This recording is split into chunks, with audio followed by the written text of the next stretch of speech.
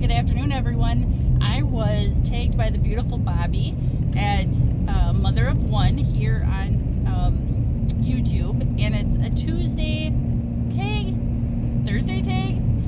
or Thursday food tag. So I have not looked at these questions. I'm going to just answer right off the cuff, and let's just get into it. Thanks, Bobbie, for tagging me, and I can't wait. At the end of this video, I'll go ahead and tell you who I tag. All right, so question number one. What did you eat for dinner last night? So last night was a creative dinner. I had seen this before on Pioneer Woman, and also from another YouTuber that I watch. Her name is Sharon. She's so fabulous.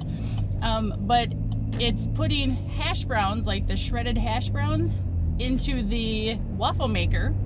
And then my husband kind of created my meal last night, which was he put 2 slices of pepper jack cheese in the middle, which, yeah, kind of high in calories, I know, but it was such a comfort food for me. And then we had grilled some chicken breast and actually chicken legs.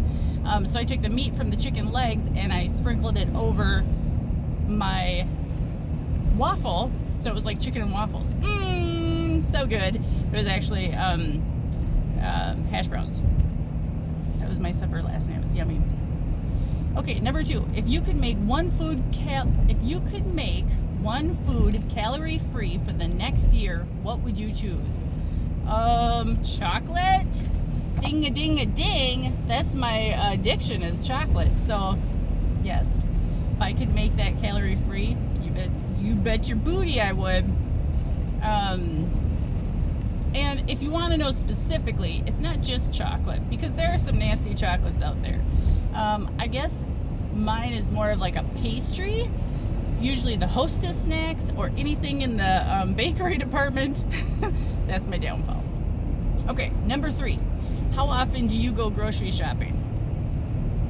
Well, before this whole big COVID thing just totally disrupted my entire life and everybody else in this world, I was grocery shopping at least weekly. If there was some reason that I didn't get to the grocery store on the weekend before the week started, then I would make a couple trips throughout the week. But primarily it is 1 week at a time. If I ever get to a point where I can buy enough groceries to last me longer than a week, that would be a goal of mine. That's where I would like to get to. And if I can ever get my kid to move out of my house, my last kid, then it should be okay. Then it'd just be me and my husband, and I think we could make that work. Question number 4. Do you make a list before buying groceries? Absolutely. Very rarely. I would say in my early marriage days and motherhood days, yes. I probably wouldn't make a list. I would come back with odds and ends and maybe come up with enough items to make a meal. But that would be about it. And what a sad life that was for me. When I started meal planning and meal prepping, my whole life changed. It was so amazing. I found different people on Instagram and Facebook and YouTube, and I learned the fine art of making a menu, which I kind of always knew because my mom always did it growing up, but I guess I never really asked about it when it was time for me to grow up and make decisions in my own house. So I would say over the last 10 years at least, I prepare my day when it's grocery shopping day with a list. I first shop the items in my home, make sure that I'm not buying excessive items that I don't need, and make sure to use up the supply that I have in my house and pantry.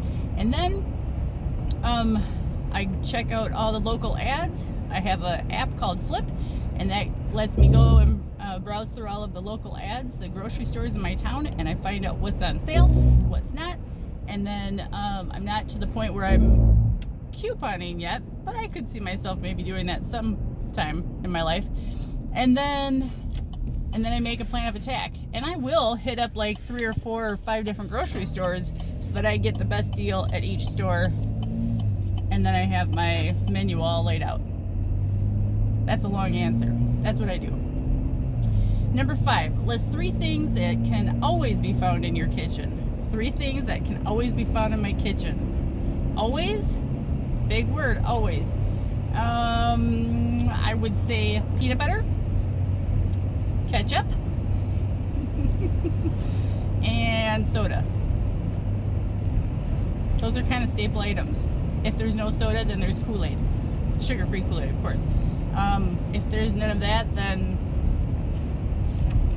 I'm on my way to the grocery store to go buy more. But yes, I guess you're probably going to want to hear fruit or vegetable, but no, those are my staples. Maybe bread. I don't know. That's crazy, isn't it? Okay, number 6. Piece. Also, keep in mind, I'm not a foodie. I'm not adventurous with vegetables. Should have said that to begin with. Okay, number 6. How often do you clean out your fridge? I try to clean it at least once a week. If it's not a heavy week that we've done a lot of cooking and preparing meals, then I will clean it out once every 2 weeks. Usually the meals don't pile up. We don't have a lot of excessive leftovers. My son doesn't like leftovers. My husband does. So then I try to make enough food so that I have one meal of leftovers. But other than that, we just clean the fridge out as it needs to be cleaned out. If you're talking deep clean, well, that's a lot longer. Maybe once every couple months. It has to get bad enough to where I'm seeing like slaps and messes, and then I'm like, we gotta clean this out. All right. Question number 7. Do you ever use a slow cooker? If so, will you share a recipe? Well, absolutely.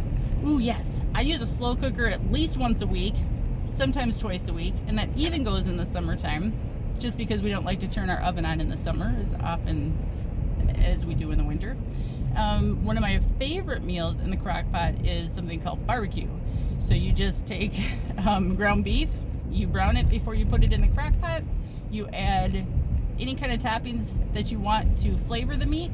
So that includes spices, but I'm also talking about like ketchup, barbecue sauce, a little bit of grape jelly, a little bit of yellow mustard, and then I mix it up with a can of tomato soup, a little bit of water if it's a little too thick, and then I add about a 1/4 cup or so, maybe even a little more than a 1/4 cup, depending on how much ground beef I put in, of brown sugar.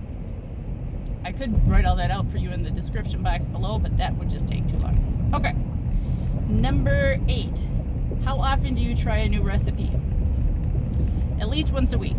My favorite time of week is to sit down and take time out of the day, because I never watch TV. I'm always on my phone or my computer.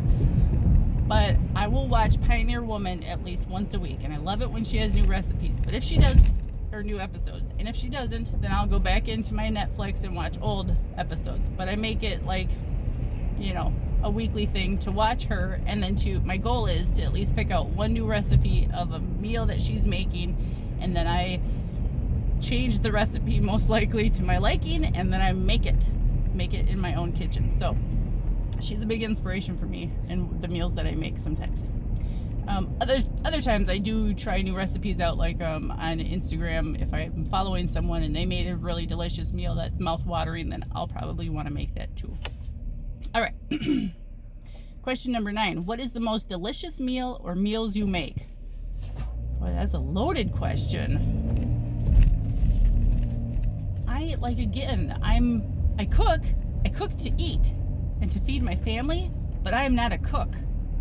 Does that make sense? I wish I was. I could say tater tot casserole like Bobbie was gonna say, but she wanted something more elaborate. So I'm trying to think of something more elaborate, and I don't have any.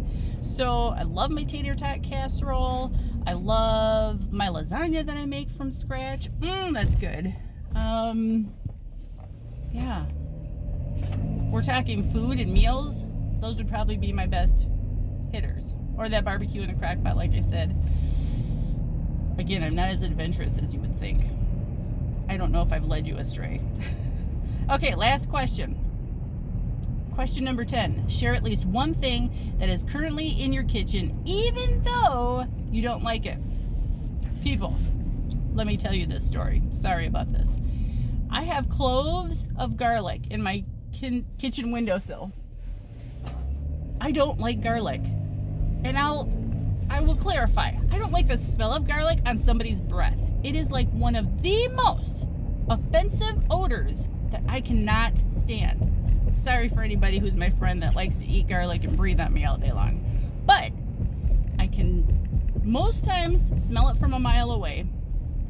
And it's just so, it just gets to me, like super huge pet peeve of mine. However, I like the flavor of garlic.